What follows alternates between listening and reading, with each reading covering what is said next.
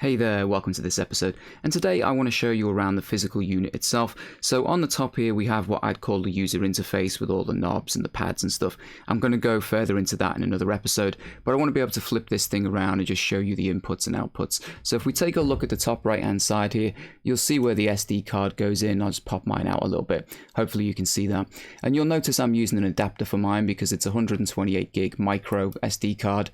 Going into the adapter works just fine. Now if we take a look at the top of the unit here, let me get this into view for you. You will notice we've got our DC in for our power cable, our power on and off switch, a USB-C port, then we've got a MIDI in and out, then our line in and line outputs, and they use the nice big like 1/4 inch jack, so pretty solid, pretty robust, and better than the red and white phonos that used to come on like the older units.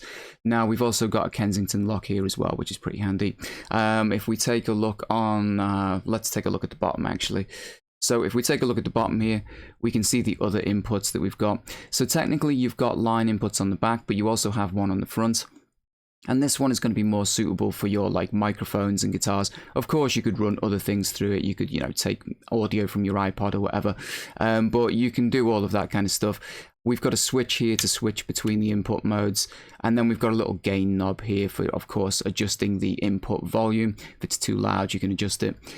What we've got here as well on the left hand side are our headphone jacks, and they give you two of those, which is really cool.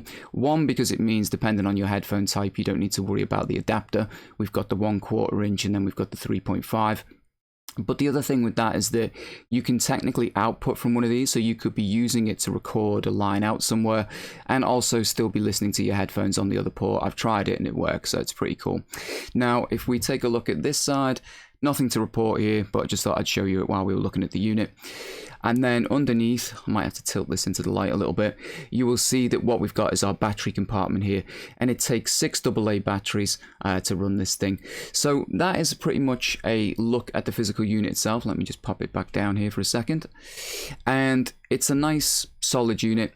It's lightweight but still feels robust, feels all pretty solid, feels like it could go out on the road on a gig and that kind of stuff, and you wouldn't be too worried about getting it damaged. Obviously you want to get like a protective case for it or something, but yeah, that's essentially a look at the physical unit. Take care, I'll see you guys in the next episode.